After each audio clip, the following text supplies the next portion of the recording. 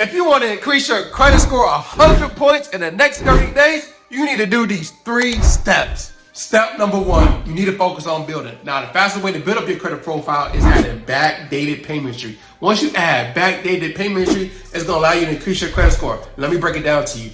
35% of your credit score is payment history, right? And the other 15% of your credit score is average age. And guess what? That combined, that's 50% of your credit score. But not only does it affect 50% of your credit score, you're also affecting the other 10%, which is credit mix. And guess what that does? Now that's 60% of your credit score. Now you probably wonder, how can I add backdated payment history to my credit profile? Now, 2 places you can actually go to allow you to add backdated payment history to your credit profile to allow you to increase it over time. Yo, it's going to take off. The first place you want to go to is Rent Reporters. Let me say it again. Rent Reporters. Now, you're probably thinking, do they do a credit check? No, they don't do a credit check. And guess what? You can report the last previous history, payment history, onto your credit profile. So if you've been living at that apartment for the last 2 years, you can add all that history, which is 35%, 10%, and the other 15%, and it's going to take off. And then guess what? Another place you can go to is Rental Karma. Now, Rental Karma, and you can add the same thing, right? So now you have 2. Now, I'm pretty sure there are other places you can add onto your credit profile that reports rent, but I only know these 2 places that's actually good. And once you add it, it's going to. Step number 2, we're also going to be added as an authorized user.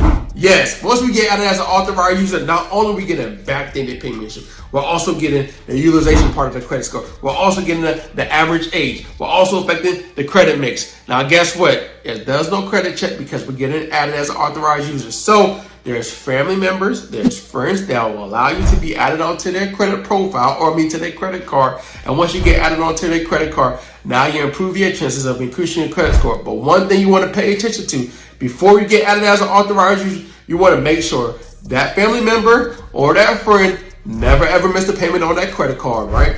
Also, make sure the utilization is at least 20% or lower, right? 10%, the best. However, if it's at least 20%, now you can actually help them out and pay some of that credit card down so you can increase your credit score as well. It's a win-win situation when it comes to that. So if you have a family member or a friend, a really close friend that don't mind you being added as onto one of their credit cards, it's going to help you improve your chances of increasing your credit score because you're getting all that history. So let's say they have 2 years, 3 years, 4 years, even 5 years. If you have a family member that had 10 years, you're going to see your credit score take off. So this is the reason why you want to be added as an authorized user onto one of your family members, mom, dad, pops, somebody close, cousin, somebody, right? And you're going to see your credit score take off. Now, it does help. However, you still need primary accounts. And I gave you 2 primary accounts to add onto your credit report, which is Rent Reporters and Rental Karma, right? And you're going to be able to add that backdated history. It's a win-win situation. Step number 3, you also need to be focusing on removing those negative items off your credit profile. Whether you have a collection, a charge-off, a bankruptcy, eviction,